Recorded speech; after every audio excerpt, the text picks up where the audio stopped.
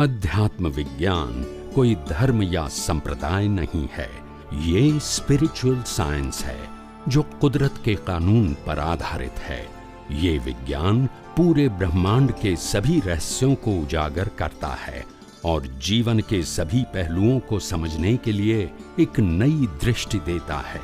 इसी को art of vision कहते हैं, दुनिया को देखने की एक नई दृष्टि, जो अध्यात्म विज्ञानी परम पूज्य स्वामी श्री कमलेशानंद जी के निर्देशन में सनातन सत्य का अनुसंधान कर हमारे जीवन को प्रकाशित करे। जय सच्चिदानंद। और एक क्वेश्चन और था जो अभी आपका एक आपका सूत्र आया था, उसमें निधि ध्यासन के बारे में उसमें कुछ जानकारियां थी। तो निधि ध्यासन किसका करना है और कैसे करना है? तो वो सूत्र में लिखा है ना, डिटेल नहीं समझता क्योंकि उसमें लिखा है कि अपने आत्मा को अभी इस युग में पहचान नहीं सकते हैं, इसलिए किसी व्यक्ति विशेष का जो उस पद को प्राप्त कर चुके हैं उनका निधि ध्यासन कीजिए।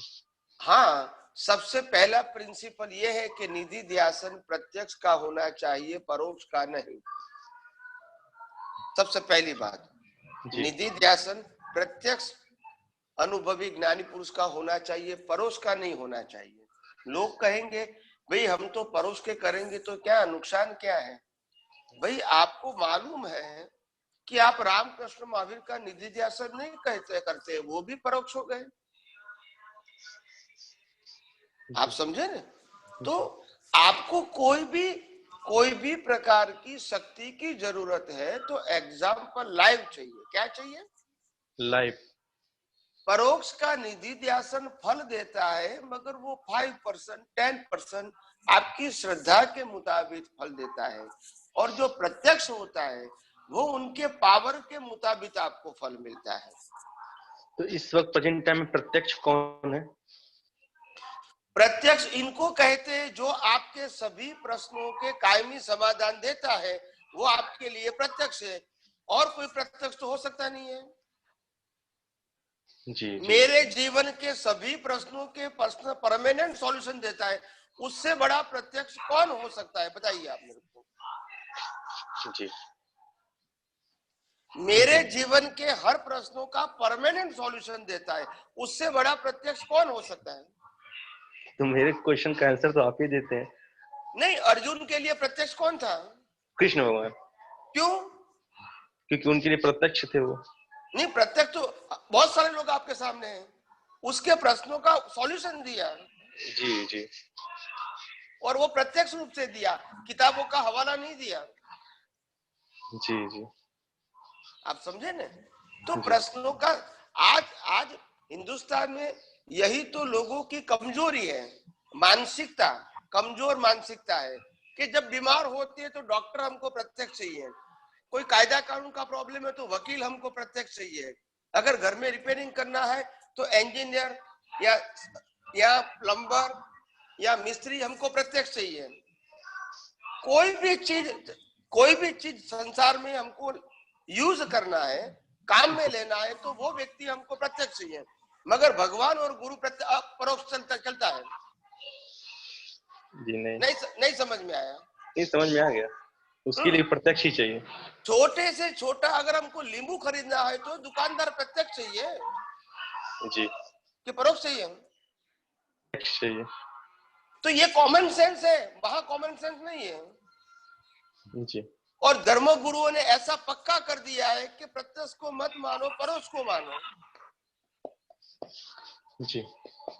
वास्तव में ये दुनिया इसी तरह कंफ्यूज हो गई है कि आप हमको प्रत्यक्ष को मनवा के क्या करना चाहते हैं। तो धर्मगुरु भी समझते हैं कि जो प्रत्यक्ष महान पुरुष हो गए वो तो आने वाले हैं नहीं, मगर उनकी बात करेंगे तो लोग मेरे को मानेंगे। और आज जो कुछ भी पैसा देंगे वो मेरे को मिलेगा, उनको नहीं मिलेगा। नहीं समझ में आया? जी समझ गया। मैं अगर रामकृष्ण महावीर की बात करूंगा तो लोगों को तो आनंद आएगा, उनके लिए कोई कंप्लेन नहीं करेंगे नहीं। और उनकी महानता को देखकर जो भी मेरे को धन इकट्ठा करना है मंदिर के लिए, संस्था के लिए, वो मेरे को देते रहेंगे, वो तो मेरे को मिलेगा। वो उनको नहीं मिलेगा। नहीं समझ में आया? जी जी समझ में आ रहा है। हाँ, दुनिया में वो लोग बड़े महान होते हैं जो अपने पांव पे बात करते हैं, अपने पांव पे चलते हैं। समझ में आया कि नहीं आया? जी जी रामकृष्ण महावीर अपने पांव पे चले थे, श्रीमद राजचंद्र अपने पांव पे चले थे, दादा भगवान अपने पांव पे चले थे। तो उनको समर्थ बोलते हैं। क्या बोलते हैं? समर्थ। और जो लोग समर्थ नहीं है वो हैंडीकैप है, वो दूसरों के नाम से अपना कारोबार चलाते हैं क्योंकि उनकी क्षमता नहीं है अपने नाम पे बताएं। जी जी आप समझे कि नहीं? जी जी तो हमको समझना है कि हम समर्थ किसको कहें। जी जी समझ गया। हमको समझना है। कैसे करना है? क्या बताए? कैसे करना है निधि ध्यासन? नहीं, निधि ध्यासन का मतलब होता है जब भी आपको कोई भी पजल आता है, जब भी आपका कोई जीवन में कोई कंफ्यूजन आता है, कोई डिफिकल्टी आती है, उस समय ज्ञानी के मुखारबिंद को याद इसीलिए करना चाहिए ताकि जब उनको देखते हैं तो अपने आप उनकी कही हुई बातें विज्ञान के रूप में हमारे सामने खड़ी हो जाती है, जो आपको सॉल्यूशन में सहायक बनती है। जी जी समझ में आ गए? जी एकदम समझ में आ गया। तो कोई भी अनुभवी पुरुष ऐसा नहीं कहेंगे कि आप मेरी आरती करो, क्योंकि आरती करना मतलब है व्यक्ति की पूजा करना। और ज्ञानी खुद कहते हैं मैं ज्ञान की पूजा करता हूं और आपको भी ज्ञान की ही पूजा करने के लिए बोलता हूं जी। क्योंकि दुनिया में ज्ञान ही श्रेष्ठ नहीं सर्वश्रेष्ठ है और वही ज्ञान से हमको मुक्ति पाना है, कोई व्यक्ति से मुक्ति पाना नहीं है, क्योंकि व्यक्ति खुद ही कुदरती कानून के अधीन है। यस और नो? Yes yes. तो कोई व्यक्ति ऐसा बोल सकता है कि मैं आपको ऐसा करूंगा? ऐसी उनके पास स्वतंत्रता कुदरत ने दिया है? नहीं। अगर राम कृष्ण को भी स्वतंत्रता दिया होता तो रामायण महाभारत नहीं होता। जी जी। तो बात की सच्चाई को एक दिन तो समझना पड़ेगा कि मन वचन काया किसी का भी हो, चाहे राम का हो, कृष्ण का हो या महावीर का हो, वो सभी का मन वचन काया कुदरती रचना के अधीन है, मगर जो उनकी ज्ञान दशा है वो अनलिमिटेड है और वही ज्ञान दशा को हमको समझने का प्रयास करना है। जी जी।